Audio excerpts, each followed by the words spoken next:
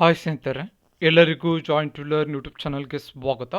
ಇವತ್ತಿನ ಒಂದು ಕ್ಲಾಸ್ನಲ್ಲಿ ರಾಷ್ಟ್ರೀಯ ನಗದೀಕರಣ ಪೈಪ್ಲೈನ್ ಯೋಜನೆ ಈ ವಿಷಯದ ಕುರಿತು ಡಿಸ್ಕಷನ್ ಮಾಡೋಣ. ರೀಸೆಂಟಾಗಿ ಕೇಂದ್ರ ಸರ್ಕಾರ ರಾಷ್ಟ್ರೀಯ ನಗದೀಕರಣ ಪೈಪ್ಲೈನ್ ಯೋಜನೆಯನ್ನು ಜಾರಿಗೆ ತಂದಿದೆ. ಸೊ ಇದರ ಮೇಲೆ ಮುಂದಿನ PSI, SDA ಮತ್ತು PC ಪರೀಕ್ಷೆಯ ಕರೆಂಟ್ ಅಫೇರ್ಸ್ ಸೆಕ್ಷನ್ನ ಅಂಡರಲ್ಲಿ ಪ್ರಮುಖ ಪ್ರಶ್ನೆಗಳನ್ನು ಕೇಳುವಂಥ ಸಾಧ್ಯತೆ ಇರುತ್ತೆ. ಸೊ ಯಾವ ಪ್ರಶ್ನೆಗಳನ್ನು ಕೇಳ್ಬೋದು ಮತ್ತು ಹೇಗೆಲ್ಲ ಕೇಳ್ಬೋದು ಅಂತ ಹೇಳಿ ಇವತ್ತಿನ ಒಂದು ಸೆಷನ್ನಲ್ಲಿ ಡೀಟೇಲ್ ಆಗಿ ಡಿಸ್ಕಷನ್ ಮಾಡೋಣ. ಕ್ಲಾಸನ್ನು ಸ್ಕಿಪ್ ಮಾಡಬೇಡಿ, ಕೊನೆ ತನಕ ನೋಡಿ ಅಂತ ಹೇಳ್ತಾ ಕ್ಲಾಸನ್ನು ಸ್ಟಾರ್ಟ್ ಮಾಡೋಣ. ಪ್ರಥಮ ಪ್ರಶ್ನೆಯನ್ನು ನೋಡೋಣ. ಫಸ್ಟ್ ಕ್ವಶನ್ ಏನಿದೆ, ಕೇಂದ್ರ ಸರ್ಕಾರದ ರಾಷ್ಟ್ರೀಯ ನಗದೀಕರಣ ಪೈಪ್ಲೈನ್ ಯೋಜನೆಗೆ ಇತ್ತೀಚೆಗೆ ಯಾರು ಚಾಲನೆ ನೀಡಿದ್ದಾರೆ ಅಂತ ಪ್ರಶ್ನೆಯನ್ನ ಕೇಳಿದ್ದಾರೆ. ಸರಿಯಾದ ಉತ್ತರ ಏನಾಗುತ್ತೆ? ನಿರ್ಮಲಾ ಸೀತಾರಾಮನ್. ಕೇಂದ್ರ ಹಣಕಾಸು ಸಚಿವೆ ನಿರ್ಮಲಾ ಸೀತಾರಾಮನ್ ಅವರು ಒಂದು ರಾಷ್ಟ್ರೀಯ ನಗದೀಕರಣ ಪೈಪ್ಲೈನ್ ಯೋಜನೆಗೆ ಚಾಲನೆ ನೀಡಿರ್ತಾರೆ. ಇಂಗ್ಲಿಷ್ನಲ್ಲಿ ಇದಕ್ಕೆ ನ್ಯಾಷನಲ್ ಮಾನಿಟೈಸೇಷನ್ ಪೈಪ್ಲೈನ್ ಅಂತ ಕರೀತಾರೆ, NMP ಅಂತ ಕರೀತಾರೆ. ಸಪೋಸ್ ಎಕ್ಸಾಮಲ್ಲಿ ಕೂಡ ಎಕ್ಸ್ಪ್ಯಾಂಡ್ ಅನ್ನ ಕೇಳುವಂತ ಸಾಧ್ಯತೆ ಇರುತ್ತೆ. NMP ಅಂತಂದ್ರೆ ಎಕ್ಸ್ಪ್ಯಾಂಡ್ ಕೇಳಿದ್ರೆ ನ್ಯಾಷನಲ್ ಮಾನಿಟೈಸೇಷನ್ ಪೈಪ್ಲೈನ್ ಅನ್ನೋದು ಅದರ ವಿಸ್ತೃತ ರೂಪ ಆಗುತ್ತೆ. ಮುಂದಿನ ಪ್ರಶ್ನೆ ನೋಡೋಣ. ರಾಷ್ಟ್ರೀಯ ನಗದೀಕರಣ ಪೈಪ್ಲೈನ್ ಯೋಜನೆಗೆ ಸಂಬಂಧಿಸಿದಂತೆ ಸರಿಯಾದದನ್ನು ಆಯ್ಕೆ ಮಾಡಿ ಅಂತ ಕೊಟ್ಟಿದ್ದಾರೆ. ಫಸ್ಟ್ ಸ್ಟೇಟ್ಮೆಂಟ್ ನೋಡಿ, ಹೊಸ ಆದಾಯದ ಮೂಲವೊಂದನ್ನು ಹುಡುಕುವ ಸಲುವಾಗಿ ಈ ಯೋಜನೆಯನ್ನು ಜಾರಿಗೆ ತರಲಾಗಿದೆ. ಸೆಕೆಂಡ್ ಸ್ಟೇಟ್ಮೆಂಟ್ ನೋಡೋಣ, ಮುಂದಿನ 4 ವರ್ಷಗಳಲ್ಲಿ 6 ಲಕ್ಷ ಕೋಟಿ ಹಣ ಸಂಗ್ರಹಿಸುವ ಗುರಿಯನ್ನು ಈ ಯೋಜನೆಯ ಅಡಿಯಲ್ಲಿ ಹಾಕಿಕೊಳ್ಳಲಾಗಿದೆ. ಸೊ ಅ ಮಾತ್ರ ಸರಿ, ಬ ಮಾತ್ರ ಸರಿ, ಅ ಮತ್ತು ಬ ಎರಡೂ ಸರಿ, ಅ ಮತ್ತು ಬ ಎರಡೂ ತಪ್ಪು. ಸರಿಯಾದ ಉತ್ತರ ಏನಾಗುತ್ತೆ ಅಂದರೆ ಆಯ್ಕೆ 3, ಅ ಮತ್ತು ಬ ಎರಡೂ ಸರಿಯಾಗುತ್ತೆ. ಸೊ ಇದೊಂದು ಹೊಸ ಆದಾಯದ ಮೂಲವನ್ನ ಅಂತಂದ್ರೆ ಕೋವಿಡ್ ಬಂದ ಮೇಲೆ ಒಂದು ರಾಷ್ಟ್ರದ ಆರ್ಥಿಕ ಸ್ಥಿತಿ ಹದಗೆಟ್ಟಿದೆ ಅಥವಾ ಹಳಿ ತಪ್ಪಿದೆ. ಸೊ ಹಳಿ ತಪ್ಪಿದಂತಹ ಆರ್ಥಿಕ ಸ್ಥಿತಿಗೆ ಹೊಸ ಆದಾಯದ ಮೂಲವನ್ನ ಹುಡುಕೋದು ಈ ಯೋಜನೆಯ ಉದ್ದೇಶ ಆಗಿರುತ್ತೆ.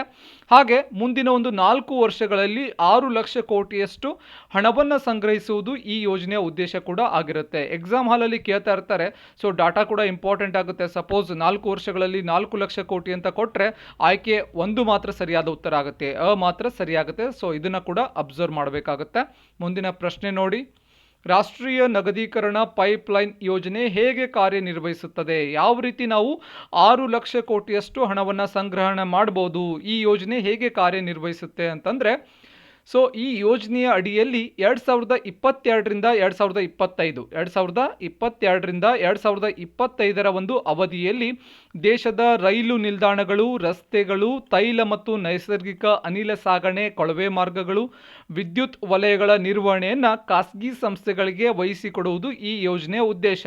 ಅಂತಂದರೆ ಸರ್ಕಾರ ಏನು ಮಾಡುತ್ತೆ, 2022ರಿಂದ 2025ರವರೆಗೆ ರೈಲ್ವೆ ಸ್ಟೇಷನ್ಸ್ಗಳನ್ನು ಮತ್ತು ಒಂದು ರೋಡ್ಗಳನ್ನು, ಹಾಗೆ ಒಂದು ಪೈಪ್ಲೈನ್ಗಳನ್ನು, ಗ್ಯಾಸ್ ಪೈಪ್ಲೈನ್ಗಳನ್ನು ಎಲ್ಲದರ ಒಂದು ಮೇಂಟೆನೆನ್ಸ್ ನಿರ್ವಹಣೆಯನ್ನು ಏನು ಮಾಡ್ತಾರೆ, ಒಂದು ಖಾಸಗಿ ಕಂಪನಿಗೆ ವಹಿಸ್ತಾರೆ. ಖಾಸಗಿ ಕಂಪನಿಗೆ ಒಂದು ಟೆಂಡರನ್ನು ಕೊಡ್ತಾರೆ, ಅವರು ಅದನ್ನು ಮೇಂಟೈನ್ ಮಾಡ್ತಾರೆ. ಸೊ ಅವ್ರು ಏನು ಮಾಡ್ತಾರೆ, ಟೆಂಡರ್ ಹಿಡ್ಕೊಂಡ್ಮೇಲೆ ಸರ್ಕಾರಕ್ಕೆ ಹಣವನ್ನು ಕೊಡ್ತಾರೆ. 6 ಲಕ್ಷ ಕೋಟಿಯಷ್ಟು ಹಣವನ್ನು ಈ ಮೂಲಕ ಸಂಗ್ರಹ ಮಾಡಬೇಕು ಅಂತ ಹೇಳಿ ಸರ್ಕಾರ ಉದ್ದೇಶ ಹೊಂದಿರುತ್ತೆ.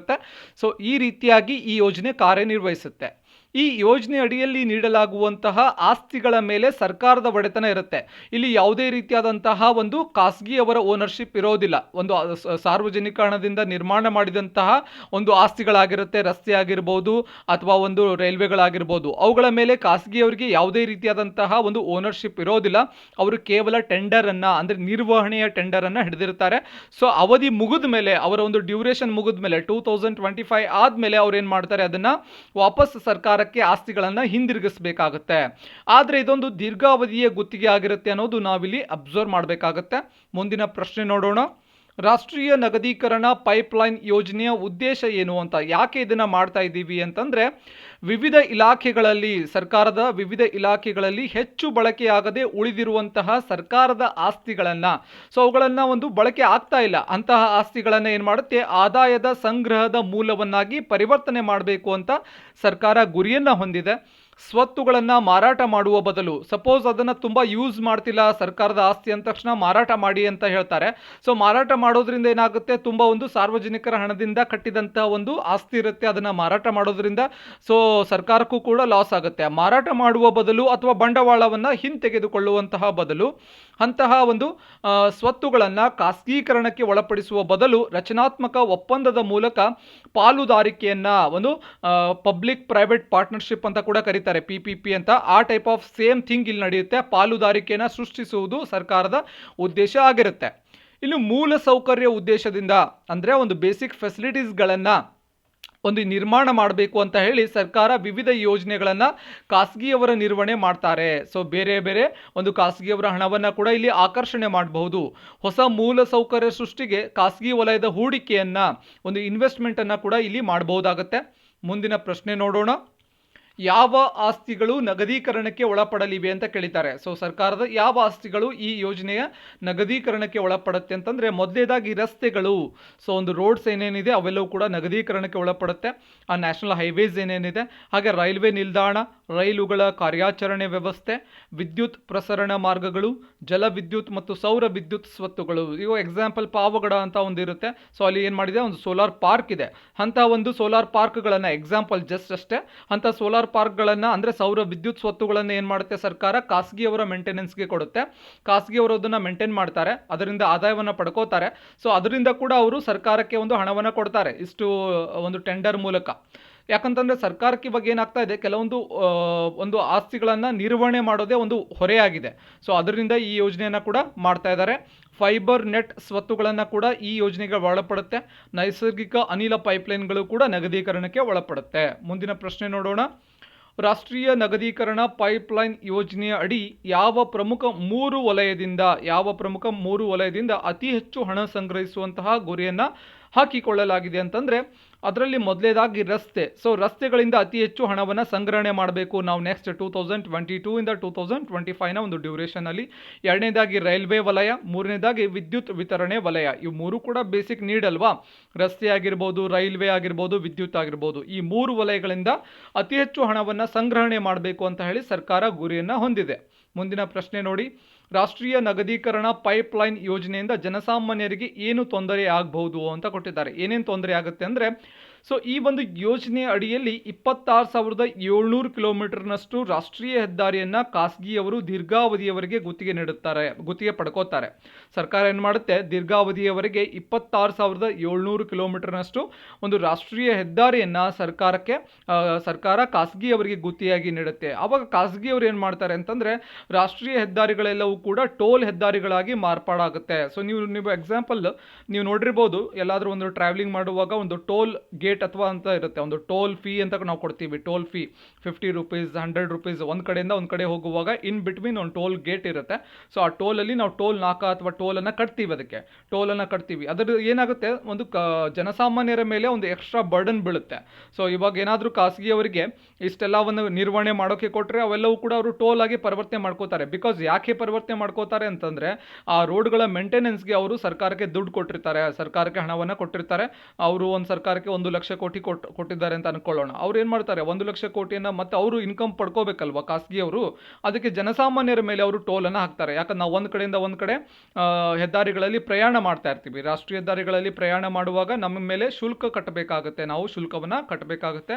ಸೊ ಇದರಿಂದ ಜನಸಾಮಾನ್ಯರಿಗೆ ತೊಂದರೆ ಆಗ್ಬೋದು. ಇದು ಜಸ್ಟ್ ಫಾರ್ ಒನ್ ಎಕ್ಸಾಂಪಲ್, ಯಾವ ರೀತಿ ಜನಸಾಮಾನ್ಯರಿಗೆ ಇದು ತೊಂದರೆ ಆಗುತ್ತೆ ಅಂತ ಹೇಳಿ.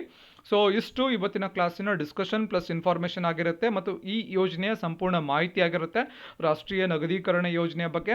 ಸೊ ಕ್ಲಾಸ್ ಇಷ್ಟ ಆದರೆ ಒಂದು ಲೈಕ್ ಮಾಡಿ, ನಿಮ್ಮ ಫ್ರೆಂಡ್ಸ್ಗೆ ಶೇರ್ ಮಾಡಿ. ಹಾಗೆ ನೀವಿನ್ನೂ ನಮ್ಮ ಚಾನಲ್ಗೆ ಸಬ್ಸ್ಕ್ರೈಬ್ ಆಗಿರಲಿಲ್ಲ ಅಂದರೆ ಕೆಳಗಡೆ ರೆಡ್ ಕಲರ್ ಸಬ್ಸ್ಕ್ರೈಬ್ ಬಟನ್ ಕಾಣ್ತಾ ಇದೆ, ಅದ್ರ ಮೇಲೆ ಕ್ಲಿಕ್ ಮಾಡಿ. ಅದ್ರ ಮುಂದ್ಗಡೆ ಬೆಲ್ ಐಕಾನ್ ಇದೆ, ಅದ್ರ ಮೇಲೆ ಕ್ಲಿಕ್ ಮಾಡಿ. ಆಮೇಲೆ ಆಲ್ ನೋಟಿಫಿಕೇಶನ್ ಅಂತ ಬರುತ್ತೆ, ಅದ್ರ ಮೇಲೆ ಕ್ಲಿಕ್ ಮಾಡಿ. ಹೀಗೆ ಮಾಡಿದ್ರೆ ಮಾತ್ರ ಪ್ರತಿದಿನ ನಾವು ಅಪ್ಲೋಡ್ ಮಾಡುವಂತಹ ವಿಡಿಯೋಸ್ಗಳು ನಿಮ್ಮ ಮೊಬೈಲ್ಗೆ ಬರುತ್ತೆ, ಇಲ್ಲಾಂದರೆ ಬರೋದಿಲ್ಲ. ಹಾಗೆ ಜಾಯಿನ್ ಟು ಲರ್ನ್ ಯೂಟ್ಯೂಬ್ನಲ್ಲಿ ಸಿವಿಲ್, PSIಗೆ, PC ಸಿಗೆ SDAಗೆ ಟೆಸ್ಟ್ ಸೀರೀಸ್ ನಡೀತಾ ಇದೆ. ವಿತೌಟ್ ಮಿಸ್ ಟೆಸ್ಟ್ಗಳನ್ನು ವಾಚ್ ಮಾಡಿ. ಬಿಕಾಸ್ ಓಲ್ಡ್ ಕ್ವಶನ್ ಪೇಪರ್ಸ್ಗಳನ್ನು, ವೆಬ್ಸೈಟ್ ಕ್ವಶನ್ಸ್ಗಳನ್ನು, ಹಾಗೆ ಈವನ್ ರೆಫರೆನ್ಸ್ ಬುಕ್ ಕ್ವಶನ್ಸ್ಗಳನ್ನು ಈ ಒಂದು ಟೆಸ್ಟ್ಗಳಲ್ಲಿ ಇನ್ಕ್ಲೂಡ್ ಮಾಡಿರ್ತೇವೆ. ಹಾಗೆ ಜಾಯಿನ್ ಟು ಲರ್ನ್ ಯೂಟ್ಯೂಬ್ನಿಂದ 850 ರುಪೀಸ್ಗೆ PSI ಕೋರ್ಸನ್ನು, 450 ರುಪೀಸ್ಗೆ PC ಕೋರ್ಸನ್ನು, ಹಾಗೆ 650 ರುಪೀಸ್ಗೆ SDA ಕೋರ್ಸನ್ನು ಲಾಂಚ್ ಮಾಡ್ತೇವೆ. ಕೋರ್ಸ್ ಡೀಟೇಲ್ಸ್ ಏನು ಅಂದರೆ ವೈಯಕ್ತಿಕ ಮಾರ್ಗದರ್ಶನ, PDF notes, history, geography, constitution, science, current affairs available ಇರುತ್ತೆ. ನೋಟ್ಸ್ ಬೋತ್ ಮೀಡಿಯಮಲ್ಲಿ ಅವೈಲೇಬಲ್ ಇರುತ್ತೆ. ಪರೀಕ್ಷೆಗಳ PDF ಅವೈಲೇಬಲ್ ಇರುತ್ತೆ. ಎಸ್ಸೆ ಅವೈಲೇಬಲ್ ಇರುತ್ತೆ. ಟ್ರಾನ್ಸ್ಲೇಷನ್ ಕೂಡ ಅವೈಲೇಬಲ್ ಇರುತ್ತೆ. ಹೆಚ್ಚಿನ ಮಾಹಿತಿಗಾಗಿ ಈ ಒಂದು ನಂಬರ್ಗೆ ಕಾಂಟ್ಯಾಕ್ಟ್ ಮಾಡಬಹುದು. ರಿಜಿಸ್ಟರ್ ಆಗುವ ವಿಧಾನ ಏನು ಅಂತಂದರೆ 850 R 450 R 650 PhonePe R Google pay ಮಾಡಿ. ಸ್ಕ್ರೀನ್ಶಾಟ್ ನಿಮ್ಮ ಹೆಸರು, CIBIL PSI 2021 R PC 2021 R SDA 2021 ಅಂತೇಳಿ ಒಂದು ವಾಟ್ಸಾಪ್ ಮೆಸೇಜ್ ಮಾಡುವುದರ ಮುಖಾಂತರ ಜಾಯ್ನ್ ಆಗ್ಬೋದು. ಇವನ್ ಕಾಲ್ ಕೂಡ ಮಾಡಿ ಎನ್ಕ್ವೈರಿ ಕೂಡ ಮಾಡ್ಬೋದು. ಹಾಗೆ ಕೆಳಗಡೆ ಡಿಸ್ಕ್ರಿಪ್ಷನಲ್ಲಿ join to learn Telegram link ಅನ್ನು ಕೊಟ್ಟಿರ್ತೀನಿ, ಅಲ್ಲಿ ಕೂಡ ಜಾಯ್ನ್ ಆಗಿ ಫಾಲೋ ಮಾಡಿ. ಹಾಗೆ ಇವನ್ ಟೆಲಿಗ್ರಾಮಲ್ಲಿ ಜಾಯಿನ್ ಟು ಲರ್ನ್ ಅಂತ ಸರ್ಚ್ ಮಾಡಿದ್ರು ಕೂಡ ಸಿಗುತ್ತೆ, ಅಲ್ಲೂ ಕೂಡ ಜಾಯ್ನ್ ಆಗ್ಬೋದು. ಹಾಗೆ ಇನ್ಸ್ಟಾಗ್ರಾಮಲ್ಲಿ ಕೂಡ ಜಾಯಿನ್ ಟು ಲರ್ನ್ ಫಾಲೋ ಮಾಡ್ಬೋದು ಅಂತ ಹೇಳ್ತಾ ಮತ್ತೆ ಮುಂದಿನ ಸೆಷನಲ್ಲಿ ಮತ್ತೊಂದು ವಿಷಯದ ಕುರಿತು ಮಾತನಾಡೋಣ. ಧನ್ಯವಾದಗಳು.